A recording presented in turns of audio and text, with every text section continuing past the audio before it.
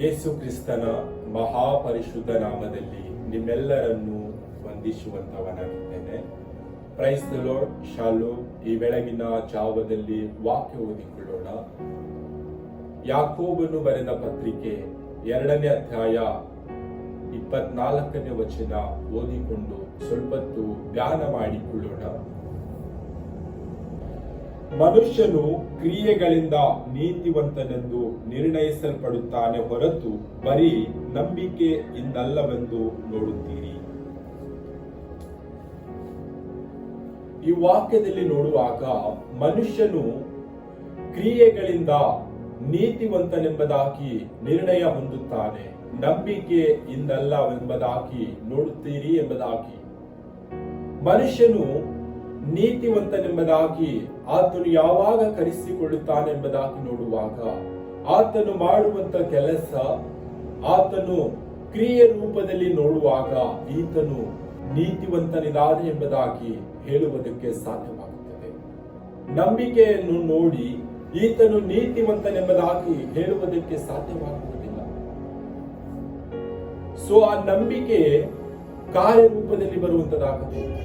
ಕಾರ್ಯರೂಪದಲ್ಲಿ ಬರುವಾಗ ನಾವು ನೋಡುವಾಗ ಅದು ನೀತಿವಂತನೆಂಬುದಾಗಿ ನಿರ್ಣಯ ಹೊಂದುತ್ತಾನೆ.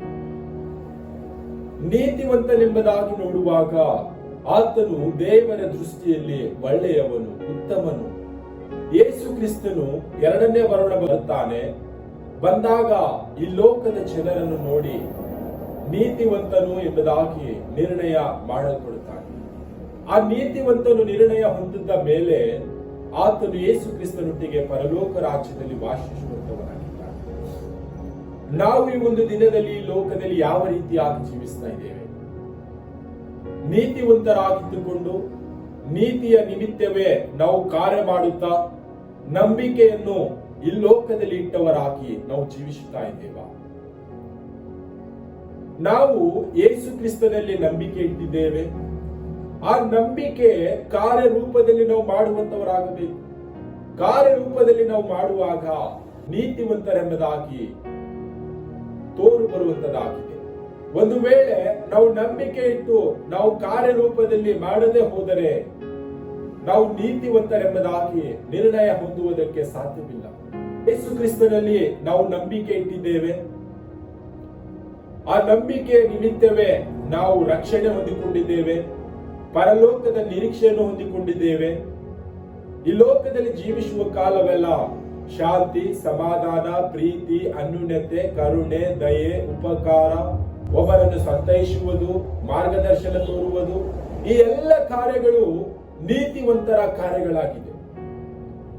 ಈ ಕಾರ್ಯ ನಮ್ಮ ಜೀವಿತದಲ್ಲಿ ಯಾವಾಗ ಆಗುತ್ತದೆ ಎಂಬುದಾಗಿ ನೋಡುವಾಗ, ನಾವು ನಂಬಿಕೆ ಇಡುವಾಗ, ನಾವು ನೀತಿವಂತರಾಗಿದ್ದುಕೊಂಡು ಈ ಎಲ್ಲ ಕಾರ್ಯಗಳು ಮಾಡುವಾಗ ನೀತಿವಂತರೆಂಬುದಾಗಿ ನಾವು ನಿರ್ಣಯ ಹೊಂದಿಕೊಳ್ಳುತ್ತೇವೆ. ಒಂದು ವೇಳೆ ನಮ್ಮ ಜೀವಿತದಲ್ಲಿ ನೀತಿವಂತರ ಕಾರ್ಯಗಳು ಇಲ್ಲವೆಂಬುದಾಗಿ ನೋಡುವಾಗ ನಮ್ಮ ನಂಬಿಕೆಯು ಕೂಡ ವ್ಯರ್ಥವಾದಂತದಾಗಿದೆ. ನಮ್ಮಲ್ಲಿ ಅಪಾರವಾದ ನಂಬಿಕೆ ಇದೆ. ಆ ನಂಬಿಕೆಯ ಒಂದು ಇಟ್ಟಿಕೊಂಡು ನಾವು ಕಾರ್ಯವನ್ನು ಮಾಡದೆ ಹೋದರೆ ನಮ್ಮ ನಂಬಿಕೆ ವ್ಯರ್ಥವಾದಂಥದ್ದು. ಯೇಸು ಕ್ರಿಸ್ತರು 2ನೇ ಬರೋಣ ಬರುವಾಗ ನಮ್ಮ ನಂಬಿಕೆಯನ್ನು ನೋಡುತ್ತಾನೆ. ನಮ್ಮ ನೀತಿಯನ್ನು ನೋಡುವಾಗ ನಾವು ಕಾರ್ಯರೂಪದಲ್ಲಿ ಇಲ್ಲವಾದರೆ ನಮ್ಮ ಜೀವನ ತಳ್ಳಲ್ಪಟ್ಟಂತ ಜೀವನವಾಗುತ್ತದೆ. ಈ ಒಂದು ದಿನದಲ್ಲಿ ನಾವು ಯಾವ ರೀತಿಯಾಗಿ ಜೀವಿಸ್ತಾ ಇದ್ದೇವೆ? ಅಪಾರವಾದ ನಂಬಿಕೆ ಇಟ್ಟುಕೊಂಡು ನೀತಿವಂತರಾಗಿ ಜೀವಿಸದೆ ಹೋದರೆ ನಮ್ಮ ಜೀವಿತ ನಾಶನವಾಗುತ್ತದೆ. ನಮ್ಮ ಜೀವಿತ ಹೇಳಿಕೊಳ್ಳದ ಹಾಗೆ ಅಸಹ್ಯವಾಗಿ ಜೀವಿತವಾಗುತ್ತದೆ. ಯಾಕೆ ಎಂಬುದಾಗಿ ನೋಡುವಾಗ ನಮ್ಮಲ್ಲಿ ನೀತಿವಂತಿಕೆ ಇಲ್ಲ, ನೀತಿಯ ಒಂದು ಕಾರ್ಯಗಳು ಇರುವುದಿಲ್ಲ. ಆ ವಿಷಯವಾಗಿ ನಮ್ಮ ಜೀವಿತ ಭಯಂಕರವಾಗಿ ಹೇಳಿಕೊಳ್ಳದ ರೀತಿಯಲ್ಲಿ ಆಗುವಂತದಾಗಿದೆ. ಆ ವಿಷಯವಾಗಿ ನಮ್ಮನ್ನೇ ನಾವು ಜಾಗರೂಕತೆಯಿಂದ ಎಚ್ಚೆತ್ತುಕೊಂಡು ನಾವು ಯೇಸು ಕ್ರಿಸ್ತನಲ್ಲಿ ನಂಬಿಕೆ ಇಟ್ಟಿದ್ದೇವೆ. ಆ ನಂಬಿಕೆ ನಾವು ಕಾರ್ಯರೂಪದಲ್ಲಿ ತೆಗೆದುಕೊಂಡು ಬಂದು ನೀತಿವಂತರೆಂಬುದಾಗಿ ನಿರ್ಣಯ ಹೊಂದಿಕೊಳ್ಳುವಂತವರಾಗೋಣ. ನಾವು ನೀತಿವಂತರೆಂಬುದಾಗಿ ನಿರ್ಣಯ ಹೊಂದಿಕೊಂಡ್ರೆ ಪರಲೋಕ ರಾಜ್ಯದಲ್ಲಿ ಯೇಸು ಕ್ರಿಸ್ತನೊಟ್ಟಿಗೆ ನಾವು ಸಂತೋಷಿಸುವಂತವರಾಗಿದ್ದೇವೆ. ಒಂದು ವೇಳೆ ನಾವು ನಂಬಿಕೆ ಇಟ್ಟವರಾಗಿ ನೀತಿಯ ಕಾರ್ಯಗಳು ನಮ್ಮಲ್ಲಿ ಇಲ್ಲವಾದರೆ ನಮ್ಮ ಜೀವಿತ ನಾಶನ ಮಾರ್ಗದಲ್ಲಿ ಜೀವಿಸುವಂತನಾಗಿ. ಮನುಷ್ಯನು ನೀತಿವಂತನೆಂಬುದಾಗಿ ತನ್ನ ಕಾರ್ಯಗಳಿಂದಲೇ ನಿರ್ಣಯಿಸಲ್ಪಡುತ್ತಾನೆ ಎಂಬುದಾಗಿ ವಾಕ್ಯದಲ್ಲಿ ನೋಡುತ್ತಾ ಇದ್ದೇವೆ. ನಂಬಿಕೆ ಇಂದಲ್ಲದೆ ನೀತಿವಂತನಾಗುವುದಿಲ್ಲ ಎಂಬುದಾಗಿ ವಾಕ್ಯದಲ್ಲಿ ನೋಡುತ್ತಾ ಇದ್ದೇವೆ. ಹಾಗಾದರೆ ಈ ಒಂದು ದಿನದಲ್ಲಿ ನಮ್ಮ ನೀತಿವಂತಿಕೆ ಯಾವ ರೀತಿ ಇದೆ? ನಮ್ಮ ನಂಬಿಕೆ ಯಾವ ರೀತಿ ಇದೆ? ನಮ್ಮನ್ನೇ ನಾವು ಪರೀಕ್ಷೆ ಮಾಡಿಕೊಳ್ಳೋಣ. ನಾವು ನಂಬಿಕೆಯಿಂದ ಇದ್ದುಕೊಂಡು ನೀತಿವಂತರಾಗಿ ನಿರ್ಣಯ ಹೊಂದಿಕೊಂಡು ಯೇಸು ಕ್ರಿಸ್ತನಿಗೆ ಮಗನು ಮಗಳಾಗಿದ್ದುಕೊಂಡು ಈ ಲೋಕದಲ್ಲಿ ಜೀವಿಸುವಂತವರಾಗ. ಈ ಲೋಕದ ಜನರು ನಮ್ಮನ್ನು ನೋಡುವಾಗ ಇವರಲ್ಲಿ ಅಪಾರವಾದ ನಂಬಿಕೆ ಇದೆ.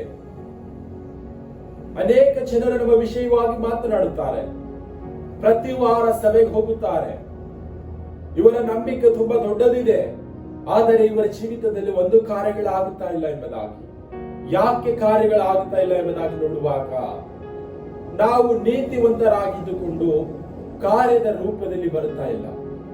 ಆ ವಿಷಯವಾಗಿ ನಾವು ಕಾರ್ಯರೂಪದಲ್ಲಿ ನೀತಿವಂತರಾಗಿದ್ದುಕೊಂಡು ಈ ಲೋಕದಲ್ಲಿ ಜೀವಿಸುವಂತವರಾಗಬೇಕು. ಈ ಒಂದು ದಿನದಲ್ಲಿ ನಾವು ನೀತಿವಂತರಾಗಿ ನಿರ್ಣಯ ಹೊಂದಿಕೊಳ್ಳದೆ ಜೀವಿಸುತ್ತಾ ಇರುವುದಾದರೆ ಸುಂದರ ಸಮಯವಾಗಿದೆ. ನೀತಿವಂತರಾಗಿದ್ದುಕೊಂಡು ನಿರ್ಣಯ ಹೊಂದಿಕೊಂಡು ನಂಬಿಕೆಯಲ್ಲಿ ಲೋಕದಲ್ಲಿ ಜೀವಿಸುವಂತವರಾಗೋಣ. ಕರ್ತನು ಈ ವಾಕ್ಯ ನಮ್ಮೆಲ್ಲರ ಆತ್ಮೀಯ ಆಶೀರ್ವದಿಸಲಿ. ಆಮೆನ್.